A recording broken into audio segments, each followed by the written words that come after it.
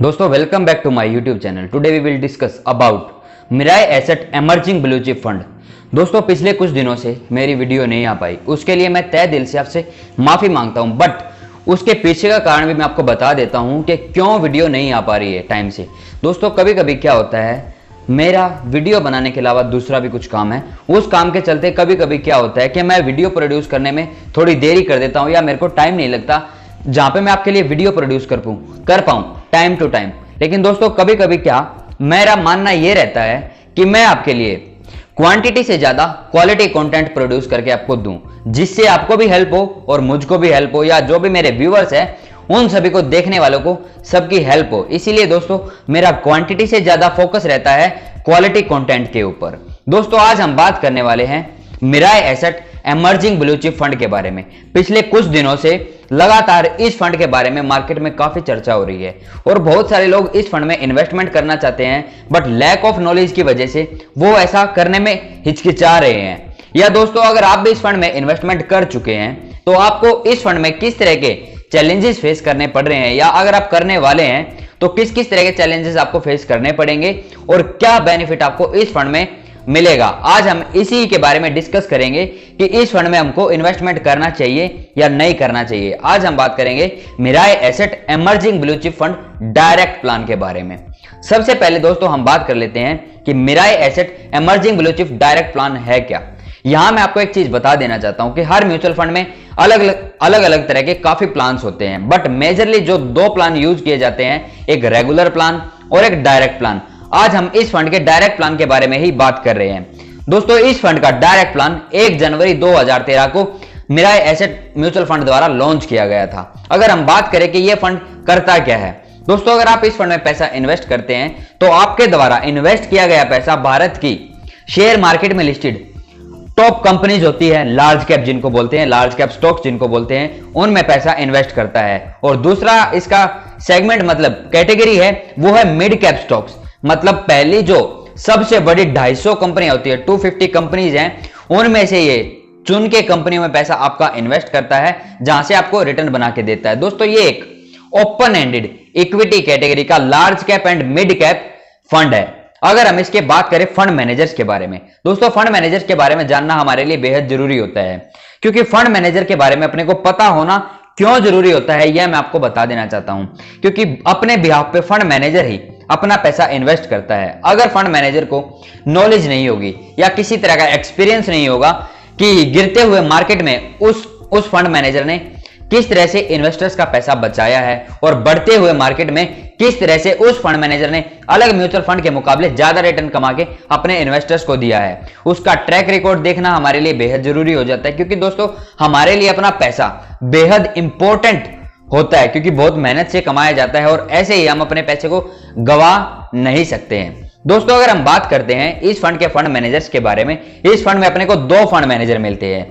First is अंकित जैन, दूसरा है नीलेश सुराना। दोस्तों अंकित जैन इस फंड के साथ 31 जनवरी 2019 से रेगुलर अब तक काम कर रहा है। और दोस्तों अगर हम नीलेश सुराना जी की बात करें तो वो इस फंड के साथ 2013 से ही, जब से यह फंड शुरू हुआ था तब से लेके ही अब तक रेगुलर काम कर रहा है। अगर हम इनके एक्सपीरियंस और एजुकेशन को देखें, दोस्तों मिस्टर जैन ने बीटेक और एमबीए फाइनेंस में किया हुआ है और करीबन 7 साल का एक्सपीरियंस इनको हो चुका है इस इंडस्ट्री में। अगर हम सुराना जी की बात करें तो उन्होंने बीई मैकेनिकल और एमबीए फाइनेंस में किया हुआ है, करीबन 24 इयर्स का एक्सपीरियंस हो चुका है इनको इस इंडस्ट्री में काम करते हुए। दोस्तों फंड मैनेजर के बारे में जानना हमारे लिए इसीलिए जरूरी हो जाता है क्योंकि अपने को इससे पता चलता है कि फंड मैनेजर का ट्रैक रिकॉर्ड कैसा है, किस किस तरह के फंड मैनेजर्स फंड को मैनेज किया है फंड मैनेजर ने, और किस किस तरह से उसने अपने इन्वेस्टर्स का पैसा बचाया है एक रोस्ट सिचुएशन में, और किस तरह से पैसा बना के दिया है एक अच्छी सिचुएशन के अंदर उस फंड मैनेजर ने।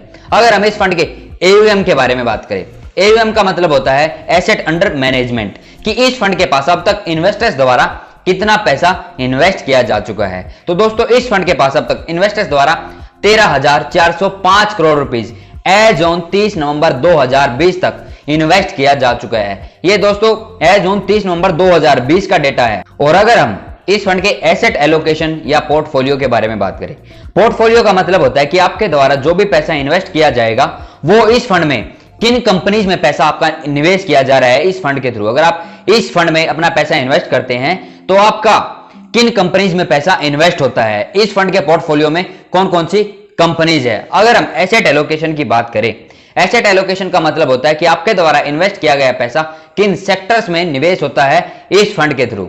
दोस्तों इस फंड में अगर आप पैसा इन्वेस्ट करते हैं तो मेजरली आपका पैसा इन्वेस्ट किया जाता है फाइनेंशियल सेक्टर में। फाइनेंशियल सेक्टर मतलब कहने का जो बैंकिंग से रिलेटेड कंपनीज होगी, इंश्योरेंस से रिलेटेड कंपनीज होगी और तरह की जो भी फाइनेंशियल इंस्टीट्यूशन है या फाइनेंशियल जो भी टर्म है या कंपनीज है उनमें पैसा आपका इन्वेस्ट किया जाता है मेजरली। दूसरा सेक्टर है जहां पे आपका पैसा इन्वेस्ट किया जाता है वो है टेक्नोलॉजी सेक्टर। इस सेक्टर की जितनी भी कंपनियां हैं, जो इस फंड के पोर्टफोलियो में कंपनियां हैं, उनमें आपका पैसा इन्वेस्ट किया जाता है, जो भी आईटी से रिलेटेड कंपनीज है। तीसरा सेक्टर है हेल्थ केयर सेक्टर।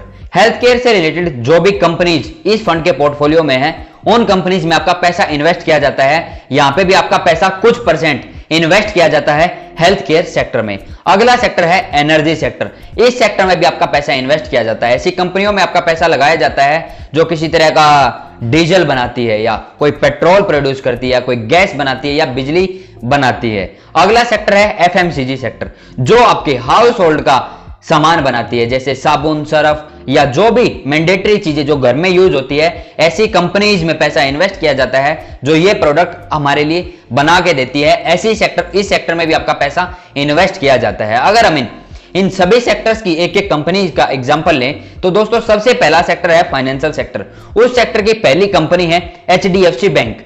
जैसे आप नाम से समझ चुके होंगे कि बैंकों में आपका पैसा इस सेक्टर से निवेश किया जाता है या अलग तरह की इंश्योरेंस कंपनीज में आपका पैसा इस सेक्टर से इन्वेस्ट किया जाता है। दूसरा सेक्टर है टेक्नोलॉजी। उसका एक कंपनी की अगर हम बात करते हैं तो वो है इन्फोसिस। इन्फोसिस इंडिया की सबसे बेस्ट कंपनी मानी जाती है आईटी के अंदर, बट टीसीएस भी एक कंपनी है जो इंडिया की सबसे बड़ी कंपनी है इंफॉर्मेशन टेक्नोलॉजी में। मतलब आईटी सेक्टर में इंडिया की सबसे बड़ी कंपनी टीसीएस ही है। लेकिन अगर हम अच्छी कंपनी की बात करें तो इन्फोसिस इन सब में अच्छी कंपनी मानी जाती है। इस फंड में अगर आप पैसा इन्वेस्ट करते हैं तो इन्फोसिस में भी आप पैसा इन्वेस्ट कर सकते हैं और टीसीएस में भी आपका पैसा इन्वेस्ट किया जाता है इस फंड के थ्रू टेक्नोलॉजी सेक्टर से। अगर हम बात करते हैं हेल्थ केयर, हेल्थ केयर मतलब जहां पे आपका पैसा हॉस्पिटल्स में इन्वेस्ट किया जाता है। हॉस्पिटल जो बड़े बड़े हॉस्पिटल्स होते हैं जो स्टॉक मार्केट में लिस्ट हैं, और ऐसी कंपनीज में पैसा इन्वेस्ट किया जाता है जहां पे जो कंपनीज दवाइयां बनाती है, ऐसी कंपनीज में आपका पैसा इन्वेस्ट किया जाता है। जैसे सबसे बढ़िया इस फंड में अगर आप पैसा इन्वेस्ट करते हैं तो किस कंपनीज में आपका ज्यादा पोर्शन में पैसा इन्वेस्ट किया जा रहा है, वो है डॉक्टर रेड्डीज लेबोरेटरीज, जो कि हर तरह के टेस्ट करती है। आप जैसे लैब से समझ ही चुके हैं, लेबोरेटरी से आप समझ ही चुके होंगे कि आपका पैसा ऐसी कंपनीज में इन्वेस्ट किया जा रहा है। और अगला सेक्टर है एनर्जी सेक्टर। एनर्जी सेक्टर से दोस्तों पैसा इन्वेस्ट किया जाता है आपका रिलायंस इंडस्ट्रीज जैसे देश की सबसे बड़ी कंपनी, मुकेश अंबानी जी की कंपनी, जिसमें आपका पैसा इन्वेस्ट किया जाता है इस फंड के थ्रू। अगर हम एफएमसीजी की बात करें, जो हाउस होल्ड का सामान बनाती है हमारे लिए, वो कंपनी है आईटीसी। ऐसी कंपनीज में आपका पैसा इन्वेस्ट किया जाता है इस फंड के थ्रू। लेकिन दोस्तों मैं यहां पे आपको एक चीज बता देना चाहता हूं, इस फंड के पोर्टफोलियो में आपको 62 अलग अलग कंपनीज के स्टॉक्स देखने को मिल जाते हैं जहां पे आपका पैसा इन्वेस्ट किया जाता है इस फंड के थ्रू। अगर आप किसी पर्टिकुलर कंपनीज में या किसी पर्टिकुलर स्टॉक में अपना इन्वेस्टमेंट करना चाहते हैं तो उसके लिए सबसे पहले आपको एक डीमैट अकाउंट ओपन करना पड़ेगा। अगर आप किसी पर्टिकुलर स्टॉक्स में खुद इन्वेस्ट करना चाहते हैं, इस फंड में इन्वेस्ट नहीं करना चाहते, या अगर किसी पर्टिकुलर स्टॉक्स में ही अपना इन्वेस्टमेंट करना चाहते हैं तो सबसे पहले आपको एक डीमैट अकाउंट ओपन करना पड़ेगा। डीमैट अकाउंट ओपन करने के लिए आपके पास बहुत सारे मार्केट में अलग अलग ब्रोकर्स आपको देखने को मिल जाएंगे जहां पे आप अपना डीमैट अकाउंट ओपन कर सकते हैं। बट मेरी आपको रेकमेंडेशन है कि आप एंजल ब्रोकिंग के साथ अपना फ्री डीमैट अकाउंट ओपन कीजिए। वीडियो के डिस्क्रिप्शन में मैंने एंजल ब्रोकिंग का फ्री डीमैट अकाउंट लिंक डाल दिया है। अगर हम बात करें इस फंड में हम इन्वेस्टमेंट कितने तरीके से कर सकते हैं या कितना पैसा इन्वेस्ट कर सकते हैं, दोस्तों इस फंड में हम सिर्फ और सिर्फ फिलहाल एज ऑन जब मैं ये वीडियो बना रहा हूं, फिलहाल सिर्फ और सिर्फ एक तरीके से ही हम अपना पैसा इस फंड में अपना इन्वेस्ट कर सकते हैं, वो है एसआईपी।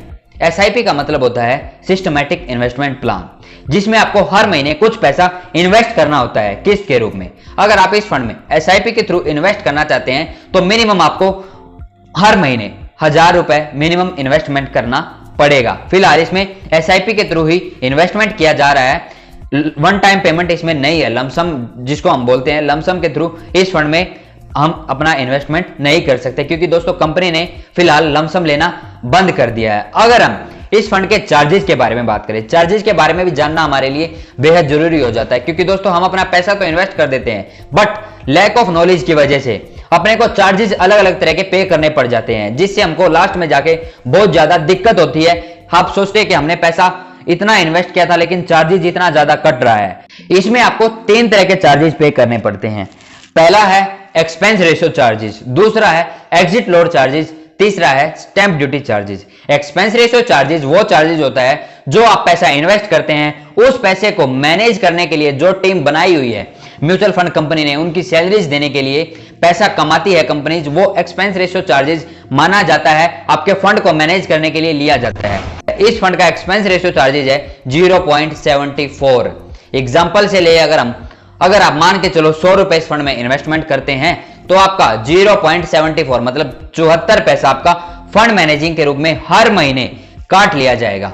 जैसे आप हर महीने अपना EMI या अपना इन्वेस्टमेंट करेंगे तो वो हर महीने आपका 0.74% चार्जेस एक्सपेंस रेशियो के रूप में काट लिया जाएगा। दूसरा चार्जेस है exit load charges. Exit load charges का मतलब होता है जब आप अपना पैसा रिडीम करेंगे या म्यूचुअल फंड इस फंड से अपना पैसा निकालेंगे, उस टाइम आपको किस तरह का चार्जेस पे करना पड़ रहा है। यही दोस्तों एग्जिट लोड चार्जेस होता है। जब आप पैसा अपना रिडीम करते हैं तो उस टाइम आपको जो चार्जेस देना पड़ता है उसी को ही एग्जिट लोड चार्जेस बोला जाता है। अगर आप इस फंड से पैसा 1 साल से पहले रिडीम करते हैं तो आपको 1% as a exit load charges भी देना पड़ेगा। तीसरा चार्जेस है दोस्तों स्टैंप ड्यूटी चार्जेस, जो कि 1 जुलाई 2020 से नया इंट्रोड्यूस हर म्यूचुअल फंड में किया था गवर्नमेंट ने, जो पहले 1 जुलाई 2020 से नहीं देना पड़ता था, लेकिन 1 जुलाई 2020 के बाद हर म्यूचुअल फंड में आपको स्टैंप ड्यूटी चार्जेस पे करना पड़ता है, जो कि है 0.005%। और अगर हम इस फंड के टैक्स इंप्लीकेशन के बारे में बात करें, टैक्स इंप्लीकेशन के भी बारे में जानना हमारे लिए बेहद जरूरी होता है। क्यों जरूरी होता है? कभी कभी हम बिना देखे कहीं भी पैसा इन्वेस्ट कर देते हैं, लेकिन जब हम अपना पैसा निकालते हैं, जब अपने पास एक कॉर्पस जनरेट हो जाता है तो उस टाइम आपका कोई टैक्स भी काट लिया जाता है जिसका आपको पता ही नहीं होता। तो दोस्तों इस फंड में भी आपको 2 तरह के टैक्सेस पे करने पड़ते हैं। पहला STCG, दूसरा LTCG। STCG का मतलब होता है short term capital gain tax, LTCG का मतलब होता है long term capital gain tax. Short term capital gain tax का दोस्तों अगर आप इस फंड से पैसा 1 साल से पहले रिडीम करते हैं तो आपको flat 15% as a short term capital gain tax देना पड़ेगा। अगर आप इस फंड से पैसा 1 साल के बाद रिडीम करते हैं तो आपको इस सिचुएशन में long term capital tax flat 10% देना पड़ेगा। लेकिन यहां पे आपको 1 लाख रुपए का रिबेट मिल जाता है। अगर आप आपके इन्वेस्टमेंट पे 1 लाख से ऊपर गेन करते हैं तो ही आपको ये टैक्सेस पे करने पड़ते हैं, अदरवाइज नहीं करने पड़ते हैं। अगर हम इस फंड के रिटर्न के बारे में बात करें, दोस्तों रिटर्न के बारे में भी जानना हमारे लिए बेहद जरूरी हो जाता है, क्योंकि इससे अपने को यह पता चलता है कि फंड ने किस तरह का परफॉर्मेंस किया है, इसके जो एग्जिस्टिंग इन्वेस्टर हैं उन्होंने कैसा रिटर्न कमा के दिखाया है या कमाया है। तो इस फंड ने अपने एग्जिस्टिंग इन्वेस्टर्स को पिछले 1 साल में 28% का रिटर्न कमा के दिया है। अगर हम 3 साल के रिटर्न के बारे में बात करें तो इस फंड ने अपने इन्वेस्टर्स को करीबन 11.5% का रिटर्न अपने एग्जिस्टिंग इन्वेस्टर्स को कमा के दिया है। अगर हम इसके 5 साल के रिटर्न के बारे में बात करें तो इस फंड ने अपने इन्वेस्टर्स को करीबन 19.5 से 20% का रिटर्न इस फंड ने अपने इन्वेस्टर्स को कमा के दिया है। अगर हम इसका ऑल टाइम रिटर्न देखें, जब से यह फंड शुरू हुआ है तब से लेके अब तक इस फंड ने अपने इन्वेस्टर्स को करीबन 23 से 24% सालाना CAGR ग्रोथ से रिटर्न कमा के इस फंड ने अपने इन्वेस्टर्स को दिया है। दोस्तों सिर्फ और सिर्फ रिटर्न को देख के ही हमको किसी भी फंड में अपना पैसा इन्वेस्टमेंट नहीं करना चाहिए। अपने को अपना रिस्क एपेटाइट भी देखना बेहद जरूरी हो जाता है। सिर्फ और सिर्फ अगर आप रिटर्न के बेसिस पे अपना पैसा इन्वेस्ट करते हैं तो कहीं ना कहीं आपको नुकसान भी हो सकता है, क्योंकि आपका पैसा सीधे सीधे इस फंड के थ्रू स्टॉक मार्केट में इन्वेस्ट किया जा रहा है। इसीलिए दोस्तों सिर्फ और सिर्फ रिटर्न के बेसिस पे अपने को किसी भी इंस्ट्रूमेंट में अपना पैसा इन्वेस्ट नहीं करना चाहिए। अपने को अपना रिस्क एपेटाइट भी देखना बेहद जरूरी हो जाता है। अगर हम इस फंड के प्रोज और कॉन्स को देखें, प्रोज और कॉन्स का मतलब होता है इस फंड का फायदा और नुकसान। अगर आप इस फंड में पैसा इन्वेस्ट करते हैं तो क्या आपको बेनिफिट मिलता है और क्या नुकसान होता है। तो दोस्तों इस फंड का पहला फायदा है, इस फंड में अगर आप पैसा इन्वेस्ट करते हैं तो मिनिमम आप 1000 रुपए अपना इन्वेस्टमेंट कर सकते हैं, जो कि काफी लो है। 1000 रुपए मंथली आप इस फंड में अपना इन्वेस्टमेंट कर सकते हैं। दूसरा फायदा है इसमें आपको एक्सपेंस रेशियो चार्जेस दूसरे म्यूचुअल फंड के मुकाबले, इसी कैटेगरी के जो अदर म्यूचुअल फंड है उनके मुकाबले काफी कम देना पड़ रहा है। दोस्तों तीसरा फायदा है, इस फंड ने अपने इन्वेस्टर्स को पिछले कई सालों से लगातार ज्यादा रिटर्न कमा के दिया है। अच्छा खासा रिटर्न कमा के ये अपने इन्वेस्टर्स को लगातार दे रहा है। तो दोस्तों तीसरा फायदा इसका ये है। और अगर हम इसके कॉन्स की बात करें, मतलब नुकसान के बारे में, इस फंड का पहला नुकसान है इसका AUM। इस फंड में आप AUM देख ही पा रहे होंगे, जो कि है 13,405 करोड़, जो काफी ज्यादा है। दोस्तों AUM जब ज्यादा हो जाता है तो दोस्तों वहां पे बहुत ज्यादा इन्वेस्टर इकट्ठा हो जाते हैं, जहां पे रिटर्न बहुत ज्यादा डिवाइड हो जाता है।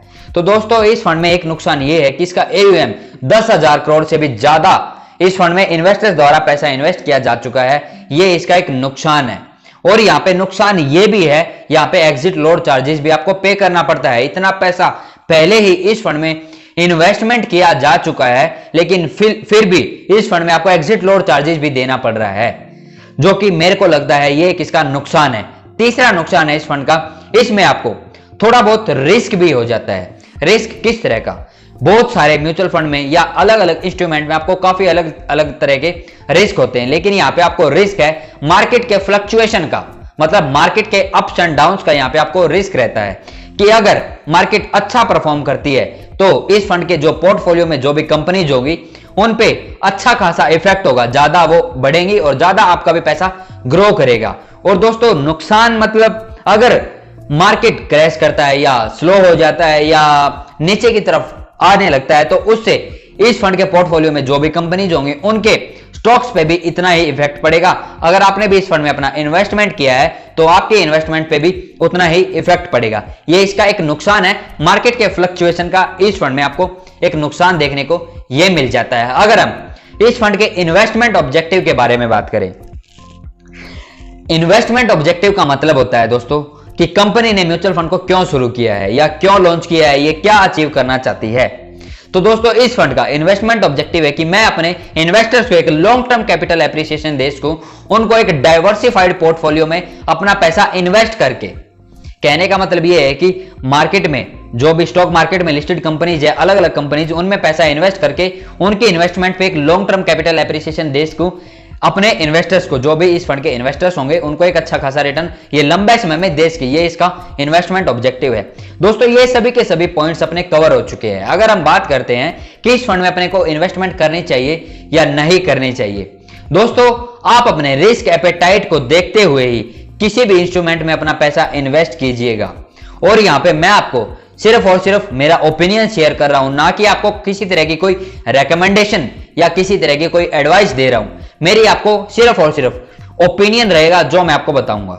अगर आप इस फंड में पैसा इन्वेस्टमेंट करना चाहते हैं तो लंबे समय के लिए ही अपना पैसा इस फंड में इन्वेस्टमेंट कीजिएगा, क्योंकि लंबे समय में आप एक अच्छा खासा कॉर्पस जनरेट कर पाओगे। लेकिन मेरा मानना तो यहां पे ये है कि आपको इस फंड की बजाय किसी अदर मल्टी कैप फंड में आपको अपना इन्वेस्टमेंट करना चाहिए। क्यों करना चाहिए? वहां पे फंड मैनेजर्स को काफी लिबर्टी होती है कि वो हर तरह की कंपनीज में अपना पैसा इन्वेस्ट करेगा। जहां पे फंड मैनेजर को ग्रोथ नजर आएगी, ऐसी कंपनीज में वो अपना पैसा इन्वेस्ट करेगा। मेरा तो ओपिनियन यहां पे यही है कि दोस्तों अगर आप अपना पैसा इन्वेस्ट करना चाहते हैं तो कर सकते हैं, मेरी आपको रेकमेंडेशन नहीं है, आप कर सकते हैं। अगर लंबे समय के लिए आप इस फंड में अपना इन्वेस्टमेंट करेंगे तो आप अच्छा खासा कॉर्पस जनरेट कर पाएंगे। लेकिन अगर आप फिर भी इन्वेस्ट करना चाहते हैं इस फंड में तो इसके अलावा भी एक आपके पास ऑप्शन है कि आप किसी मल्टी कैप फंड की तरफ अपना एक रुझान कर सकते हैं या उस फंड में अपना इन्वेस्टमेंट कर सकते हैं, एक मल्टी कैप फंड में, जहां पे आपको बहुत अलग अलग तरह की कंपनीज मिलती है। लार्ज कैप कंपनी मिलती है और मिड कैप और स्मॉल कैप, 3 तरह की कंपनीज आपको उस मल्टी कैप में मिल जाती है। लेकिन यहाँ पे आपको 2 तरह की कंपनी मिलती है, पहली लार्ज कैप और दूसरी मिड कैप। लेकिन यहाँ पे एक बेनिफिट आपको यहाँ पे ये हो जाता है कि आपको लार्ज कैप में दोस्तों रिस्क इतना नहीं होता, क्योंकि एक स्टेबल कंपनी होती है जहां पे बहुत ही कम रिस्क हो जाता है according to small cap. Small cap के कंपैरिजन में लार्ज कैप में आपको रिस्क थोड़ा बहुत कम हो जाता है, क्योंकि मार्केट जब क्रैश करता है या गिरता है तो स्मॉल कैप जो भी होते हैं वो बहुत ही ज्यादा गिर जाते हैं, लेकिन लार्ज कैप इतना नहीं गिरते हैं। ये आपको एक बेनिफिट मिल जाता है। अगर आप इन्वेस्ट करना चाहते हैं तो कर सकते हैं, मेरी आपको रेकमेंडेशन नहीं है। आप अपने नियर एंड डियर से बात करके या अपने किसी भी जो आपका एडवाइजर है या आपका कोई भी फाइनेंशियल जो भी आपकी समझ है, आप अपने हिसाब से अपना इन्वेस्टमेंट कीजिए या किसी से पूछ के अपना इन्वेस्टमेंट कीजिए। बट मेरी वीडियो या किसी की भी वीडियो देख के, किसी की भी रिकमेंडेशन लेके किसी भी म्यूचुअल फंड या स्टॉक्स में अपना इन्वेस्टमेंट आपको करना नहीं चाहिए। अगर आप यहां तक वीडियो को देखते हुए आ गए हैं तो वीडियो को लाइक करना बिल्कुल भी नहीं भूलना। क्यों लाइक करना है दोस्तों, यह भी मैं आपको बता देता हूं। लाइक इसलिए करना है कि अगर आप वीडियो को लाइक करते हैं तो YouTube दूसरे लोगों को रेकमेंड करेगा इस वीडियो को, जिससे उनको भी हेल्प होगी और अपने चैनल को भी इसकी काफी हेल्प होगी। और अगर आप ऐसी ही इंफॉर्मेशनल और हेल्पफुल वीडियो देखना चाहते हैं तो आपके अपने चैनल को अभी के अभी सब्सक्राइब कर लेना और साथ के साथ ही बेल आइकन को दबा लेना, जिससे मेरी आने वाली सभी वीडियो का नोटिफिकेशन आपको सबसे पहले मिलता रहेगा। और अगर आपको लगता है कि यह वीडियो आपके किसी रिलेटिव या किसी फ्रेंड के काम आ सकते हैं तो दोस्तों वीडियो को शेयर करना बिल्कुल भी नहीं भूलना, क्योंकि इससे उनको भी हेल्प होगी और अपने चैनल को तो हेल्प होगी ही होगी। और अगर आपकी फिर भी कोई क्वेरी रह जाती है तो आप नीचे कमेंट बॉक्स में कमेंट कर सकते हैं। मैं जितना जल्दी होगा उतना जल्दी आपके कमेंट का रिप्लाई करने की कोशिश करूंगा। और अगर आप मुझसे सभी सोशल मीडिया हैंडल्स पे जुड़ना चाहते हैं, जैसे फेसबुक, इंस्टाग्राम, ट्विटर, लिंक्डइन, इन सब सोशल मीडिया हैंडल्स पे भी अगर आप मुझसे जुड़ना चाहते हैं तो वीडियो के डिस्क्रिप्शन में मैंने इन सभी का भी लिंक डाल दिया है, चाहे तो जाके आप इनको फॉलो या ज्वाइन कर सकते हैं। आज के लिए दोस्तों वीडियो में इतना ही, मिलते हैं आने वाली किसी नई वीडियो में, तब तक के लिए नमस्कार।